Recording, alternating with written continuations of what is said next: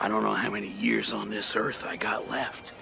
I'm gonna get real weird with it. Hello my darlings, and welcome to this Get Real Weird With It blog where I read less known or just really up horror books. I filmed this whole segment and then realized I was not filming this whole segment, so if it feels a bit weird, it's because I am repeating myself. So the first book I picked up is The Wingspan of Severed Hands by Jo Koch. You have 3 women, cults, minstrel angels, and a dream world that refuses to stay in its lane. It begins with a 16-year-old girl with mummy issues who is forced to marry the dipshit that knocked her up. Hands get severed, things get bloody, and the book goes bonkers.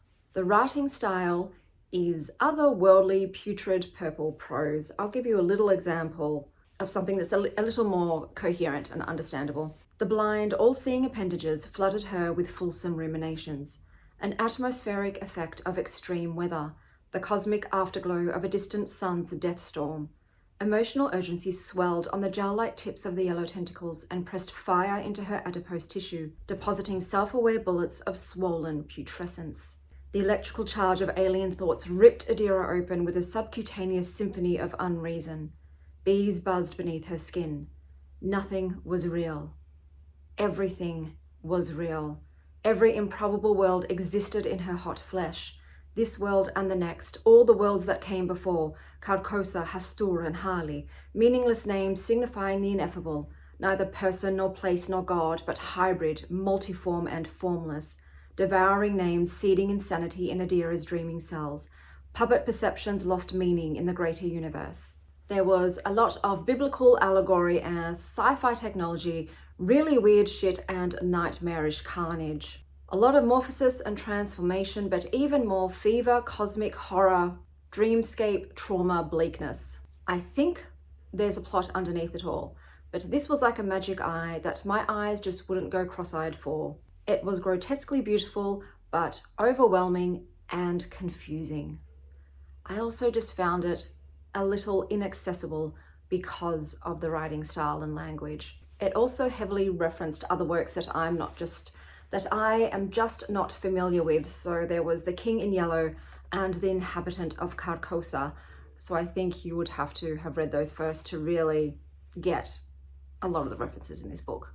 The next book I picked up is Root Rot by Saskia Nislo. 9 kids get dragged to Grandpa's lake house, which sounds wholesome until you notice the decor, which includes blood-oozing mushrooms, faces that hang like badly stapled posters, and eyes that blink in the wrong direction.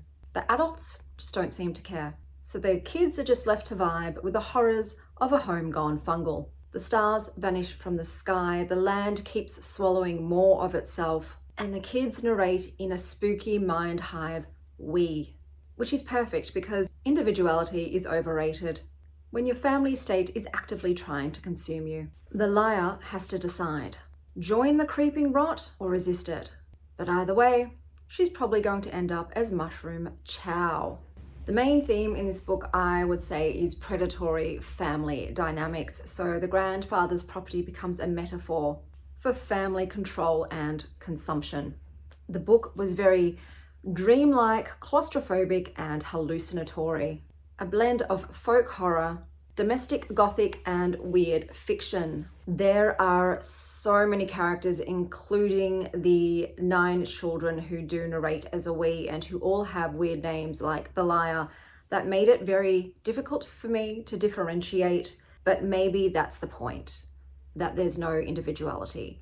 But it was still very confusing for me. The next book I picked up is To Offer Her Pleasure by Ali Sie. Ben's life is already in the dumpster. Dad's dead, Mum ghosted him, and then he finds a mysterious book that summons a horned lady. She's dependable, nurturing, and best of all, never asks him to do the housework. Sure, she wants the occasional blood sacrifice, but hey, what relationship doesn't require compromise? Before long, Ben finds out that found family sometimes means found demon, and that love is all about giving your new mum freshly dead bodies to feed on. This is mostly focused on grief and loneliness. Ben is a boy left untethered after the death of his father and the abandonment of his mother, and he ends up stumbling into a companionship of the darkest variety.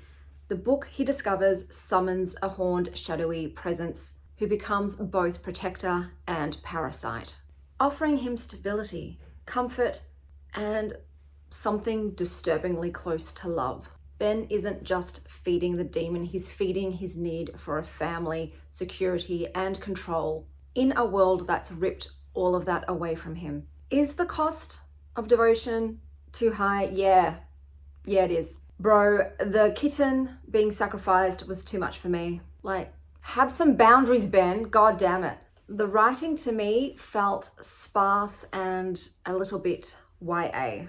You were also in the head of a horny 16-year-old boy. And yes, it is very uncomfy. It's very uncomfy. The next book that I read was Hold for Release Until the End of the World by C.V. Hunt. Daxton. It's not hell, but it's pretty close.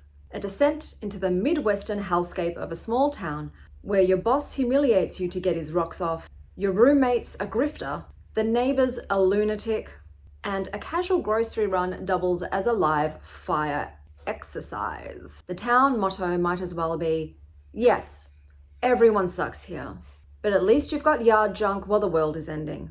All the crappy, mundane tasks of adulting are compounded by people who have turned their jerk level up to an 11. The main character just accepts the abuse with grim casualness, like it's just another Tuesday in this dystopian suburban nightmare. The book leans into how normalized misery and chaos can be in the absurdity of everyday life. You get treated to the word cunt on the very first page. I would say that this is a dark comedy aimed at modern living, and I can also say that reading this is hella anxiety inducing. Besides some socioeconomic and political commentary, there's no real plot. It's just a satire of the awfulness of boorish human behavior amplified and civilization just generally going to shit. So to sum up all the books that I read in this Get Real Weird With It blog, I'm giving you a one-sentence weirdness pitch. Root Rot by Saskia Nislo. 9 kids spend summer at Grandpa's lake house, where the property keeps expanding. Mushrooms bleed, faces slip off, and a mysterious liar decides whether to resist or join the family timeshare in body horror. Hold for Release Until the End of the World by C.V. Hunt. Imagine a small town sitcom filmed at the end of the world, where coming home to a pile-on porno is just another Wednesday. The Wingspan of Severed Hands by Joe Koch. 3 women, cults, killer dreams, and a sentient weapon. Surreal confusion horror. To Offer Her Pleasure by Alice Ye. A lonely boy summons a horned shadow demon who becomes his most dependable family member, so long as he keeps feeding her pieces of people. And the perfume for today's vlog is Tilda Swinton Like This by Ita Libre d'Orange. It's an oddball comfort scent, witchy, poetic, and entirely singular. It's cozy, yes, but not safe. It evokes solitude, intelligence, eccentricity. You don't wear this for compliments. You wear it because it makes you feel interesting, a little secretive, a little strange. It's honestly giving a haunted cottage during misty autumn mornings with ginger tea, melted flowers, and tattered tarot cards. It is honestly one of the most intriguing, interesting, bizarre, yet compulsively sniffable scents I've ever smelled. I don't know if it's me, but it's pretty fucking cool. The book that I'm pairing with this perfume is The Hour of the Star by Clarice Lispector. This slim, devastating novella is all about outsiderhood and fragility. It's introspective, oddly structured, and filled with a peculiar kind of warmth that doesn't come from comfort, but from acceptance of strangeness. So those were all of the books. I'm heading out to the CBD today. That was almost a nip slip. I'm just going to do whatever I feel like. Drink some matcha, eat some food, look at some books, wander around. I decided that I do want to comb all of the alleyways. I do want to comb all of the alleyways in Melbourne eventually, so I'm just going sort of grid by grid, so to speak. I'm going to pick a spot, start from there, and just walk everywhere and just see what I can find, because Melbourne is one of those cities that rewards you for being curious. There are always hidden pockets of curiosities to be found and adventures to be had and magic to be stumbled upon. So I will leave you here, take you along with me, and until next time, stay weird, Star Child.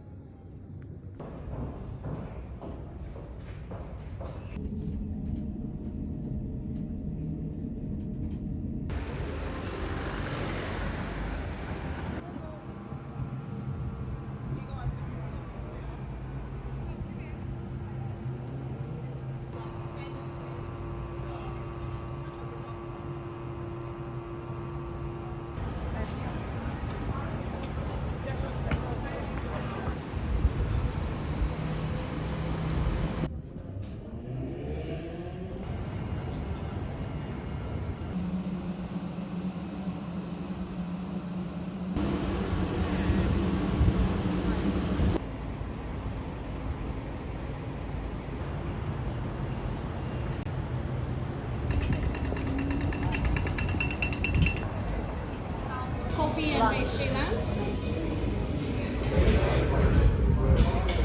Thank you.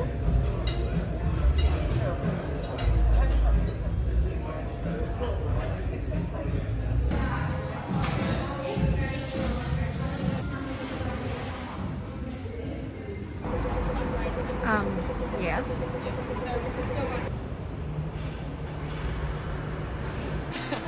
We are the weirdos, mister.